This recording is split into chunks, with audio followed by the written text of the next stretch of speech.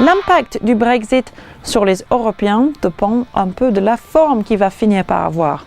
Mais certains faits sont connus déjà.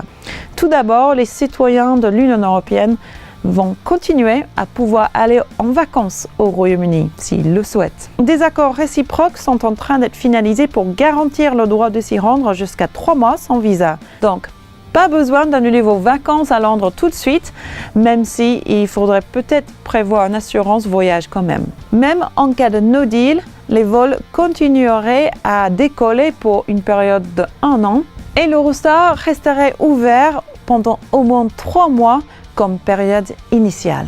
Mais le gros changement est qu'après le Brexit, les citoyens européens perdraient leur droit automatique d'aller s'installer au Royaume-Uni, sauf si ce dernier reste dans le marché unique, ce qui n'est pas gagné pour l'instant au moins. S'il y a un accord, le droit d'aller vivre et travailler là-bas s'arrêtera fin 2020.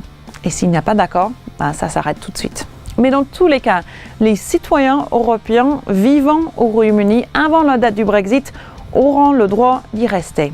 Le gouvernement britannique les oblige à demander un nouveau statut administratif. Un problème pour les associations des droits des Européens. Ils craignent que certains auront du mal à fournir toutes les pièces demandées. N'ayons pas imaginé avant le Brexit qu'il faudrait garder tous ces justificatifs. Et il reste des questions, par exemple sur les travailleurs saisonniers ou les parents au foyer. Sinon, le Brexit va certainement avoir un impact économique en Europe. Le départ des Britanniques va faire baisser le budget européen de 11 milliards d'euros net. Et qui va combler le trou? Les Allemands, qui sont déjà les plus gros contributeurs, vont devoir peut-être encore mettre la main à la poche. Et l'Union européenne va être obligée de reviser ses dépenses à la baisse. Les entreprises européennes, grandes et petites, qui font du commerce avec le Royaume-Uni, vont probablement souffrir. L'industrie automobile et ses filières sont spécialement vulnérables, mais d'autres secteurs aussi subiraient des retards de livraison et des coûts supplémentaires.